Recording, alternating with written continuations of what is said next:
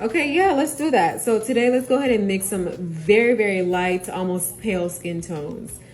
So I always want to start with my yellows and let me move it over a little bit. My yellows and my red. Okay. And then when it gets orange like this, a good thing, a rule of thumb that you can do is this is your basic color wheel. Sorry about my ring light. But if it's too orange, you can add blue to neutralize it, which is the complementary color. So let's go ahead and grab that blue. So I'm going to grab just a little bit. I always start with a little bit. And then you can see it starts to get a little bit darker. It starts to get a little green. If it gets too green, complementary color, add some red. All right, so let's grab it and see, we get brown. So we have our brown. So now let's start to kind of lighten it up a bit.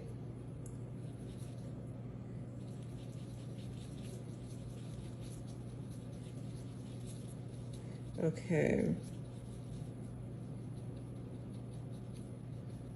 All right, so that's the first skin tone there. Again, we're doing very, very light to pale. All right, so we have that. So now we can start to lighten it up even more. Let's add some more white.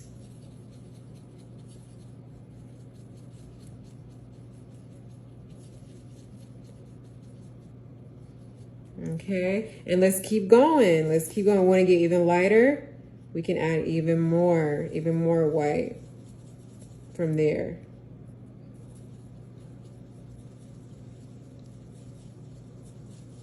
Okay, and then I can keep going. I can add some more white. I can also add like a little tint. Okay. And this also goes back to undertones too. Okay. Now I can keep going from there. More white.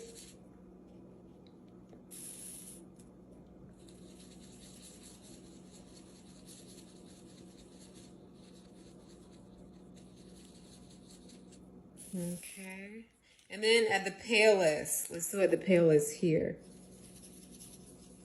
I'm just adding more and more white. I started from here.